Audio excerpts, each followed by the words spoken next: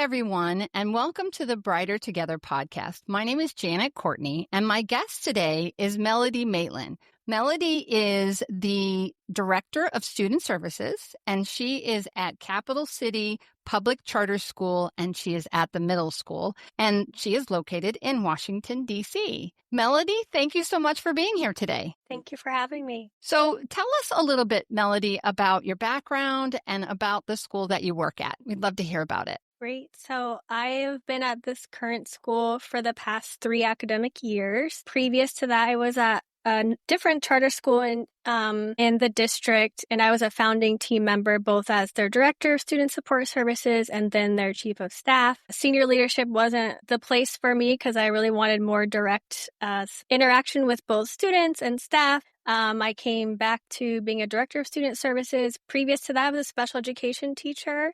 Also in DC. And I originally went to school to become a social worker, community practice social worker. Different life events led me to education, and I'm really glad to still be in the special education world, especially because right now, post-COVID, post-pandemic, we've had a lot of special education leaders leave the field, at least in DC specifically. Right. Yeah. It's been a challenge for sure. For sure. So tell me a little about Capital City. Yeah, sorry, I should have said that. No, you're okay. That's my job. It's my job. Yeah, Capital City Public Charter School is actually in their 25th year, so that's nice. really excited. It was the first parent-founded public charter school in DC. We serve a little over 1,000 students from pre-K to 12th grade. We are all in the same campus, the lower school, middle school, and high school. We're an EL education school, formerly called Expeditionary Learning. We really believe in hands-on learning, kids doing field work, and just being able to apply their learning. And the other big piece of that is character development. So we have what's called Habits of Scholarly Activists, really trying to build what in the special education world we would call like executive functioning skills, Right. making sure that's more of a tier one practice. It's a great school to be at, and great to be at a school that's had so many years, because not a lot of DC charters can say they've been around this long. Oh, that's fantastic. Yeah. So you go, is it pre-K or do you start at kindergarten? Pre-K. Pre-K to 12th grade? Yep. Very nice. Very, very nice. That's fantastic. Well, tell me, we talked a little bit before the podcast started about staffing. Let's talk about staffing and what your thoughts are, because it's something that every single educator has to deal with at some point in their career. Yeah. So let's talk about how you deal with it and what your philosophies are. Yeah. So as a hiring manager, things have definitely changed. Pre-COVID, there was just a bigger pool of teachers, especially special education teachers. At that time, you had a pick of many different special educators who had master's degrees in the field and experience. Post-pandemic, as we saw in DC and across the nation, just an exodus from teaching. And you'll see in a lot of the literature and research that special education was especially hit hard. So it's been really challenging to navigate. How do we balance capacity building with ensuring like our students get quality support from the beginning? Right. Yeah. And so what have you done? What have you done to help? I'm a big proponent of capacity building, whatever I have, whatever I came into, and retention. So when I first came to this school specifically, I first have to say I'm in a very lucky position because I have the right number of staff that I need. I'm not in a position where I'm just like, You're not in a deficit. Yeah. No, I'm not in a deficit. I have 16 amazing special education teachers. I also have 2 case managers that do all the compliance stuff, so my teachers can focus on instruction. Well, that's nice. Yeah. I know. It's like a dream. So right. Mm-hmm. Plug if anyone wants to come here. We also have positions open in the lower and the high school. Middle school has no positions open because, like I said, our team is a really great community. But part of it is making sure that folks have that support, have the coaching, know that they're going to grow, whether that be into the best special educator possible or a special education leader or a principal or whatever like they want to do in the future. The hardest part has been the experience piece. How much, when I first was here, I was like, oh no, I can't hire someone that doesn't have a master's of special education. So I really had to change my philosophy about what am I looking for when I interview? Is it the stuff on the paper or is it the vibe that I'm getting, the soft skills? Yeah. And I think the biggest issue for me is mindset. is this a person that has a growth mindset and is willing to grow? And if I can see that, I want you on my team to build you up with the other special educators so that we can have the best team possible. But it really is a team thing, not an individual teacher. Right.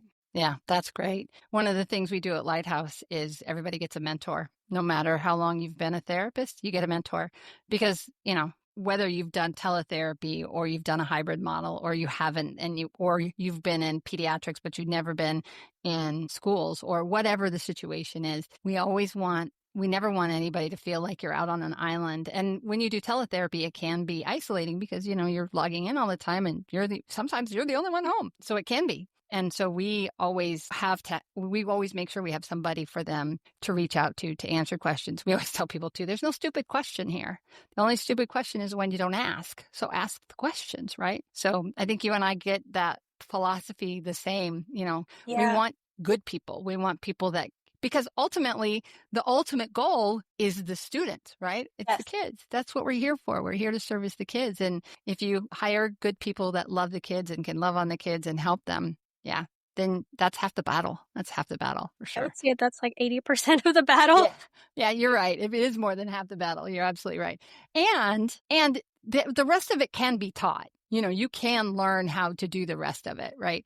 But you have to have that compassion piece and you have to have that love for learning and for teaching. And as a therapist, a love for the discipline that you're working on, so I totally get it. And it matters. It really matters. So for sure, that's fantastic. Tell me, what would you consider, other than staffing, one of your biggest challenges? What are your other challenges that you're up against right now? My biggest challenge too relates to staffing, Mm-hmm.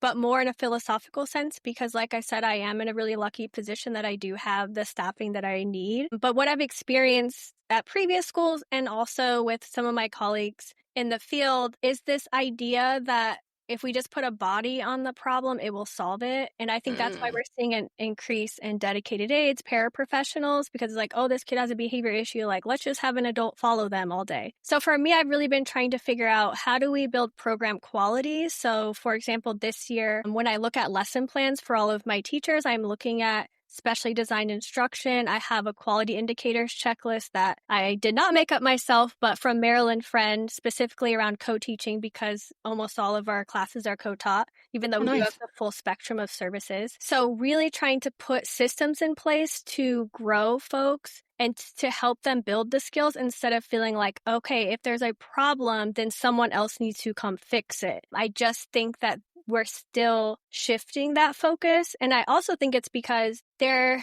think we've gotten past this, but I would say 10 years ago when I started, there was this notion that special education was a place, not a set of services. And so if you change that mindset, then it's like, okay, well, how do I make sure those services are high quality? And then the other piece of it is I feel like a lot of my colleagues are so hyper-focused on compliance and not program quality.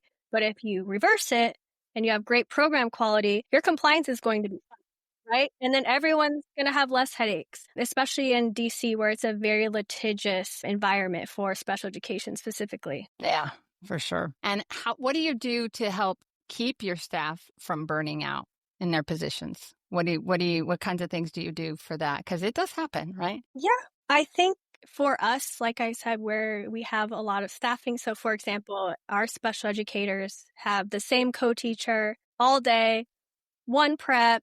Their outside specially designed instruction to collect IEP data is built into their schedule.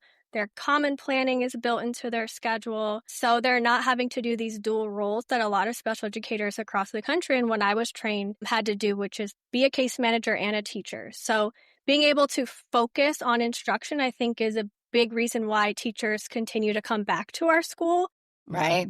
Instead of look for other places to call home. For me specifically, my own philosophy is high support, high accountability. I'm going to help provide the tools, but also at the end of the day, I'm going to hold you accountable because like you said, we're here for kids. We are not here for egos. We're not here to make people feel good. We're here to make sure kids, especially our most vulnerable, have access to high quality services. Nice. That's really important. I think that's true. One of the other things that somebody touched on, I was talking to someone else today, is staff mental health? I know we've talked so much about student mental health, especially since the pandemic, but staff mental health too. So what kinds of things are you seeing, positive or negative, when it comes to mental health in today's 2025? Yeah, I think burnout is a big thing. And I have seen on the positive side, at least at the school that I'm at currently, that folks are really trying to have that work-life balance and saying, Mm-hmm. it's 3:45, it's time for me to go home, even if X, Y, and Z hasn't been completed. Now, that's a delicate balance because Right. remember, our end product is children. So we have to Mm-hmm. make sure the to-do list items are not ones that are going to cause harm to children. Of course. But I do feel like there's a culture here of really holding one another accountable to actually prioritize. This is the first place I've been at where people are not emailing over the weekend.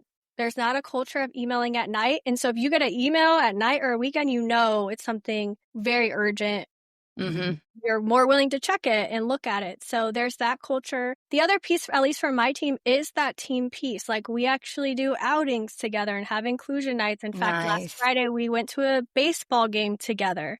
So just Mm-hmm. building that community. And that way, when people need support too, it's not all on me. Right. I'm one person, right? And then I have like 20 something direct reports. I want people to rely on each other and also see the expertise that each person is bringing to our team. I don't hold all the knowledge. I'm still learning too as a special educator. So we just need to help support each other. So one of the things initiative and pilots that I've started for this Q4 of this school year is peer coaching. So my 5 top teachers in terms of instructional practices, data, who are really growing kids have gone through like this coaching institute with me and are now coaching 1 to 2 of their peers. And Nice. That's it has really fantastic. just lifted people's spirits. It's really refreshing and they're feeling like they're becoming better teachers as well. So just trying to figure out what could we build to make sure there's community, but also that accountability piece too. And Yeah. work-life balance. How do we measure and balance all of those things? Yeah, it's a lot of different things all at the same time, but all good things, all good things. It sounds like your teachers are very blessed to have you and to have you as leading them, which is so, and when you do it as a team, I always say, the same thing here, it's like when I started my business, I always tell people it's like spinning plates, like you think of a juggler and all of these different plates that you spin. And over the last 7 years, I've been able to give most of those plates to somebody else, but I'm still the CEO. I'm still the boss. So, you trust but verify and you take care of people and you want to hear. And because we're all over the United States, we can't go on outings like you guys do, but we do every Monday. We get together and we like best work news, but also your best personal news. What's happening in your life? We pray together. We do things together. We make sure that we put people before anything else, right? And that it sounds like the exact same thing, and it works, and it's helpful. And when you love what you do and you're able to come to work and know that people have your back, it matters. And it sounds like your team, you've got their back and they've got yours, and that's fantastic. The Absolutely trust but fantastic. verify. Love Yeah, that. trust but verify. Mm-hmm. Yeah. Yep, And trust but a big verify. norm on our team too is private disagreement, public unity, right? Nice. We are not always going to agree. We are going to push each other, and it's through challenge and conflict that we have our best moments of growth. But we're Mm-hmm. obviously not going to do that in front of everyone. Mm-hmm. But it needs to happen. It's an important piece. But in order to do that, you have to build a strong culture of trust Yes. amongst the team. And there's all kinds of studies out there too, and I can't quote one off the top of my head, but when the people that under you, the people that are working for you, feel like they can trust you and that you're not going to be upset with them if they make a mistake, then they're like 10 times, 100 times. I don't remember the statistics. I probably have to look it up, but they are so much more willing to come to you and tell you that they've made a mistake. Because if you ridicule them or you make them feel bad about their mistake, they're never going to come to you again about a mistake. So you're cutting up your nose to spite your face, as my mama used to say. If you're ridiculing people for making a mistake versus, okay, it's a teachable moment, let's figure out how to make it better, right?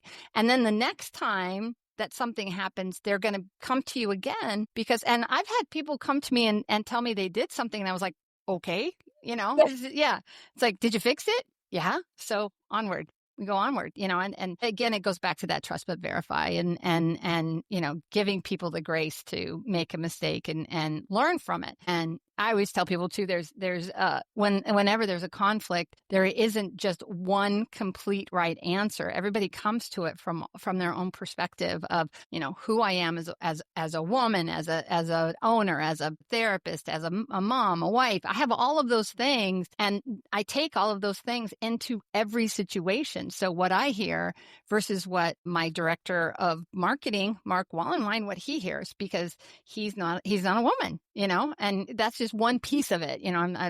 There's so many, we just come with so many things. I always say the truth of what happened is probably somewhere in the middle, and we always say, I always say, if someone comes to me and they're a school's upset with me or something, I'm sorry that happened. Let's figure out how we can make it better, so. Right.